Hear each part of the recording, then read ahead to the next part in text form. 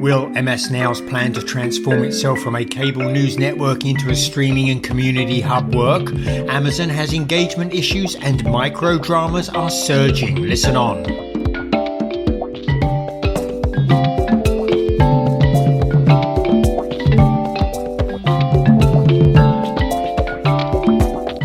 Welcome to this week's edition of Inside the Stream. This is Will Richmond from Video News, and I was Colin Dixon there from In-Screen Media, back after a couple of weeks of being out of the office. Colin, how you feeling? I'm feeling great, Will. A couple of weeks in my homeland back in England. I spent some time in Scotland, had a fantastic time. Bit chilly over there, but then again, it's a bit chilly with you as well, I imagine.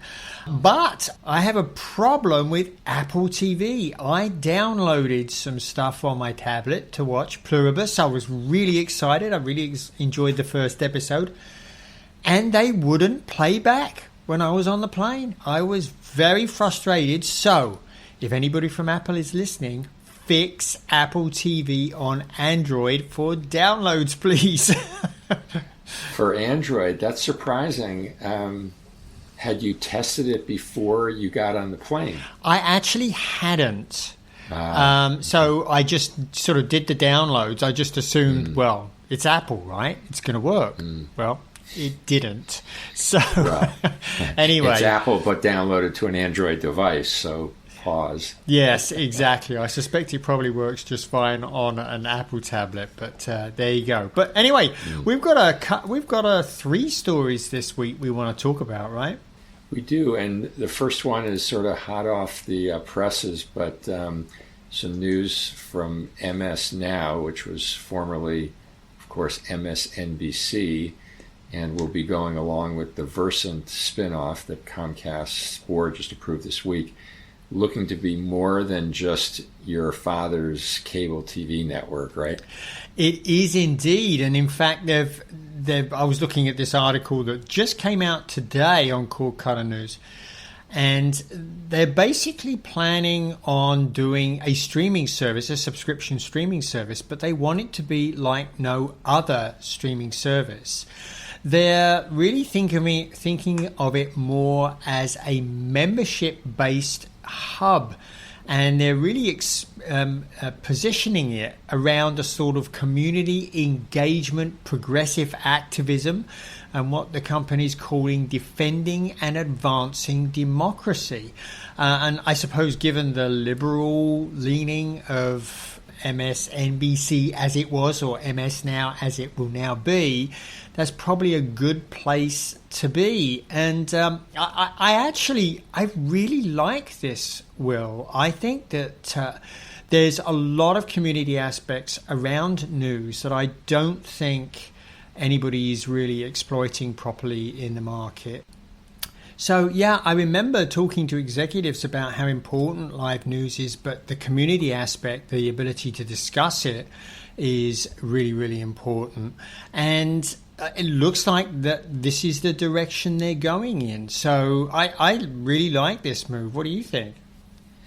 It seems like a smart move for them. It's we were looking at some Pew data before we started recording, which really no great surprise, but younger adults really are not tuning into cable news at all. So the audience is skewing older and older, and that's not just for MS Now, that's for all the different cable news channels. So seems like as people continue to age out, their ratings would only be going in one direction. So this gives them an opportunity to broaden their mission. And as you said, it's a liberal progressive slant at MS Now, and we have midterm elections coming up next year, a big presidential election following.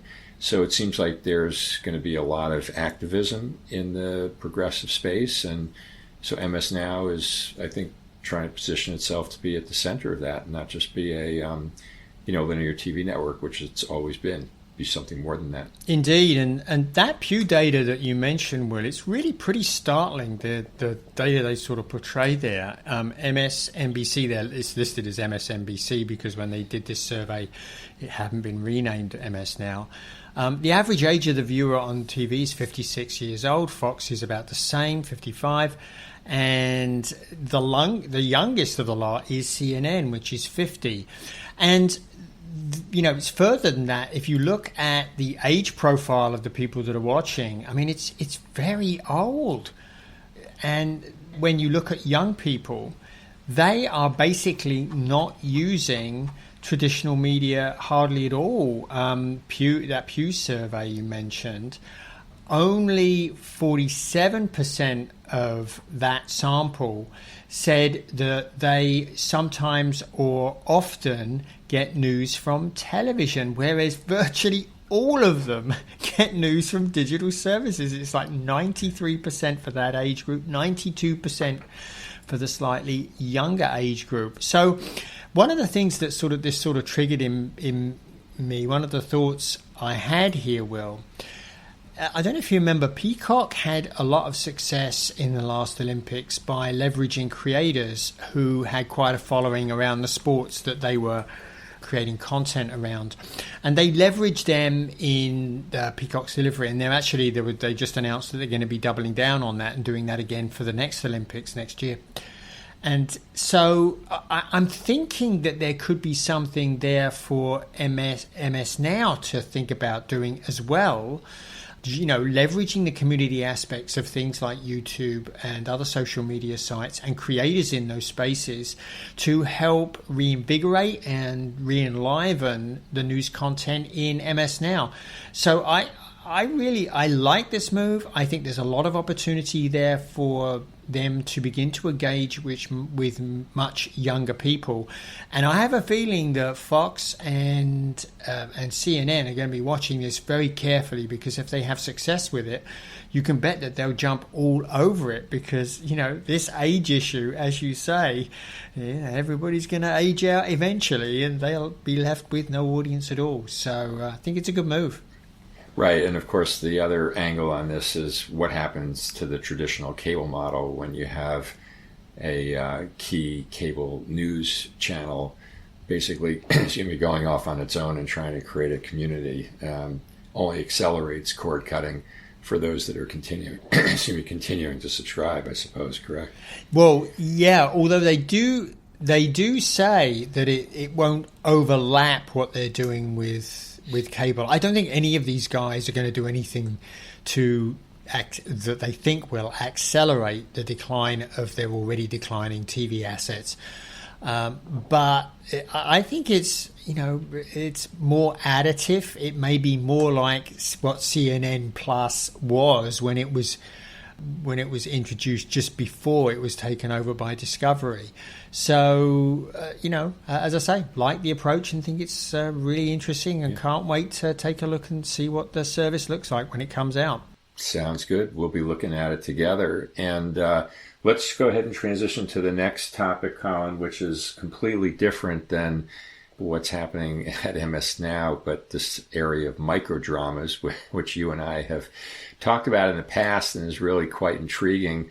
A little bit of news on that front this week, and we can talk more broadly about microdramas. I know you have thoughts as well, but the article in Variety noting that JCPenney has partnered with Televisa to create a dedicated microdrama for JCPenney, 5 episodes, each 90 seconds in length. And it'll come out, be promoted across Televisa's social channels and also through JCPenney's. And it seems like it's a kind of another marker of the growth in microdramas, which I think you have the data on this, but are forecast to be maybe like an $11 billion category. And of course, mobile video got a bad name back in the Quibi era, but these microdramas seem to be something different than what Quibi was trying to do. Quibi, of course, was very focused on A-list talent on the small screen. Microdramas, conversely, are basically unknown actors, relatively low cost. The key platforms are all Chinese owned. And importantly, they've figured out something about the scripting where it mimics, in a way, the old school soap operas with a lot of cliffhangers. So at the end of every short episode, there are cliffhangers that keep the viewer wanting to come back. And I experienced some of the microdramas I watched actually over the Thanksgiving break. And, it's interesting, even though the episodes are short, they're stitched together. So in other words, one starts playing right after the prior one finished. So you sort of, as a viewer, you sort of kind of lose the sense that each one is only a minute or two long because they're cued to keep running. And there's this constant flow of cliffhangers that's going on. So, the dialogue and the action is a little bit inane for sure, but and cringy, but the cliffhangers are really well done and set the viewer up for wanting to continue to watch. So very intriguing, I think, this whole microdrama category is. It is indeed, Will, and our audience, of course, will remember we talked with Philippe Quelton at Canella Media on our last podcast, I think it was, or the one before last. And of course, they're doing microdramas as well at the TV of Tomorrow show, which is where I was at yesterday in New York City. There was Eriko Pekka, who is from Cineverse, was there. And he was there really because he wanted to talk about what his company is doing. They are doing a sort of JV with Banyan Ventures. They've formed what they've called MicroCo, and they're planning on, they're going to have a micro series studio, and they're going to release a whole bunch of content from that. And he was talking about that. And the reason there is so much interest in this market, Will, is that it is actually already a startlingly large market. Apparently, in a Variety was reporting that in China, it already has 830 million viewers, and nearly 60% of whom pay for content or make transactions. And as you say, the way these work is sometimes you get as many as 30 episodes or 15 episodes of one particular microdrama before you hit a paywall. So it sort of gets you hooked, and then you hit that paywall and you have to pay. Well, it's working like ever in China, where 60% of the 830 million are doing it. Very much dominated by 3 or 4 companies: ByteDance's Red Fruit, Tencent's WeChat video accounts, and Kaisho's Shifan. Those are some of the biggest providers, and it's big money. Outside China, for example, the global microdrama market generated $1.4 billion in 2024, and it's forecast to go to $9.5 billion in 2030, which is pretty interesting growth. And I can tell you, Erika Pekka on the panel that I saw at the TV of Tomorrow show, very bullish on what was happening. In fact, all the panelists were bullish on this type of short content growing extremely quickly. And we were chatting just before we got started with the podcast, and it seems like this is filling a hole that the vacating soap operas on traditional TV used to fill, right? It's a modern day soap opera, I think. That's my that's my take on it. For people who like we've always had, are hooked on cliffhangers and kind of soapy storylines and actors. It never gets old. It just needed to be modernized for the mobile age. It certainly did. I mean, yeah, you're right. I mean, it's like the person that soaps were really targeted at originally on TV was the sort of, I guess, the stay-at-home mom, classic stay-at-home mom in the 60s and 70s and 80s. And of course, that's really not appropriate for today. And as you say, mobile really works. These are vertical dramas. Vertical dramas are really taking off again. There's a lot more interest in this space, not just from the microdrama area. Of course, TikTok has been giant in the vertical space. So it just seems to be the right approach at the right time, and I think that's why it's taking off so quickly. Yeah. Well, more to report, no doubt, on Microdramas. It's going to be a big growth year in 26, I think. We do have one last story that you wanted to share today about some data from related to Amazon and their surprising lack of engagement, right? Yes. So it's funny because I've been writing a lot about Amazon Prime Video just recently. And one of the things that I've been noticing in the Nielsen numbers, although it really wasn't very clear what was going on, because Nielsen, I don't think, is clear enough about how it calculates those numbers. But Prime Video actually has been sort of fairly static and maybe losing a little bit of share in the Nielsen's gauge data. Well, luckily for us, we have another source, sort of a different independent source, and that's ComScore. ComScore, for the last few years, have been releasing a state of streaming report. And last week, they actually, it wasn't last week, it was a couple of weeks ago now I think about it. They released their state of streaming report for 2025 and strongly recommend that people go pull that down. It's available from the ComScore site for free, with registration, of course. And in that, what they did was that they gave reach and engagement for the top 5 services. So YouTube, Netflix, Prime Video, Disney Plus, and Hulu. And the story there for Prime Video in terms of reach is pretty good, at least according to ComScore. They say 60% of CTV homes have access to Prime Video, and that's only bested by Netflix and YouTube. Netflix has 73% and YouTube has 73% as well. Remember, we're talking about on TV in CTV households here. But the problem for Prime Video is their engagement is pretty horrible. ComScore says that people are watching on average 12 hours a month on Prime Video, and this is the lowest of those 5 services.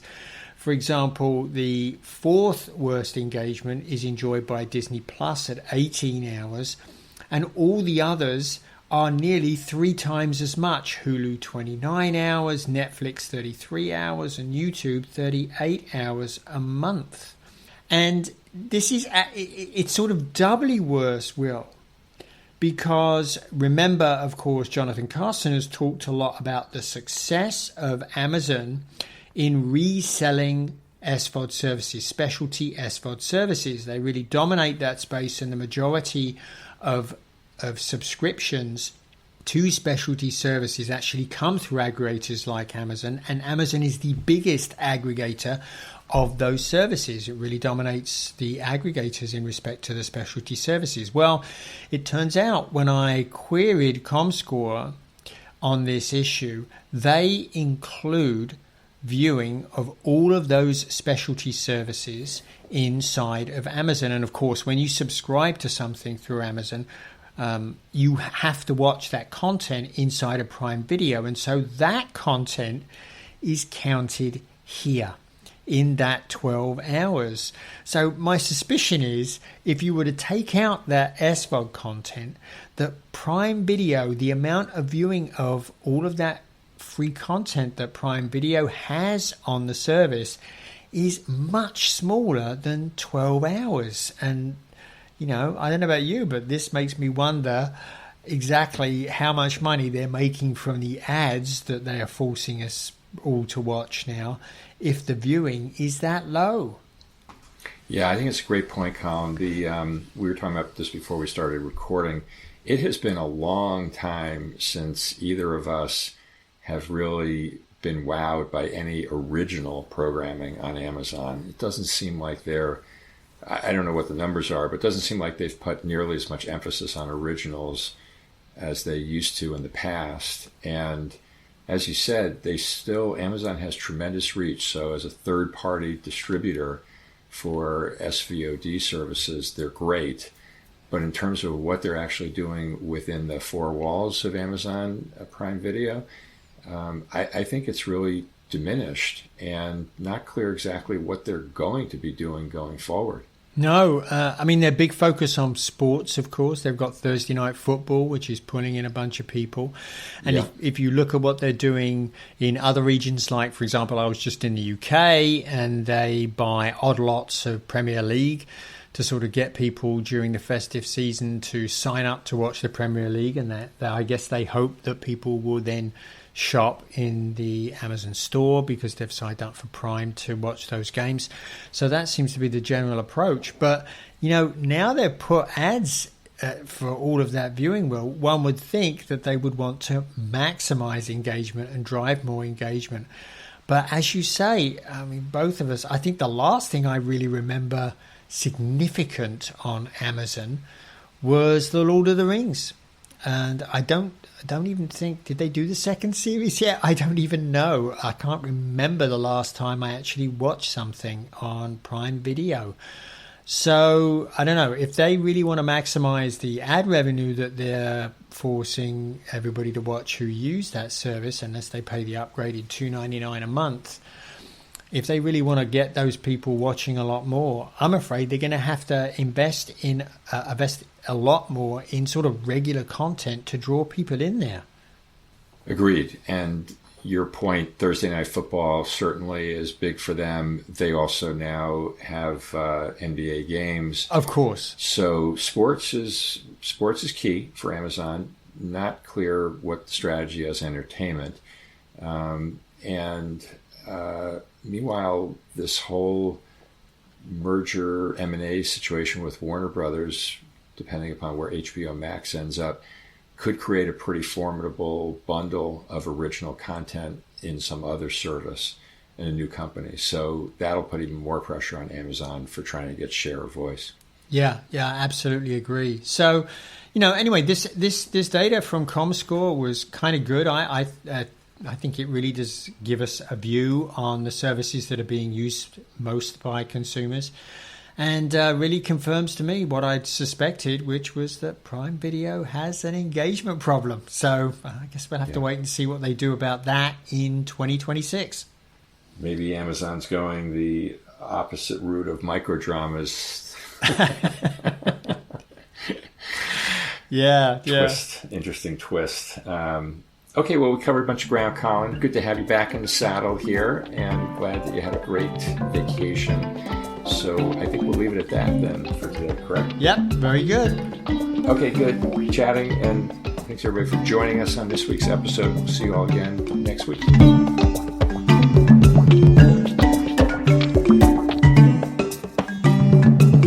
Inside the Stream is a production of In-Screen Media and Video News, all rights reserved.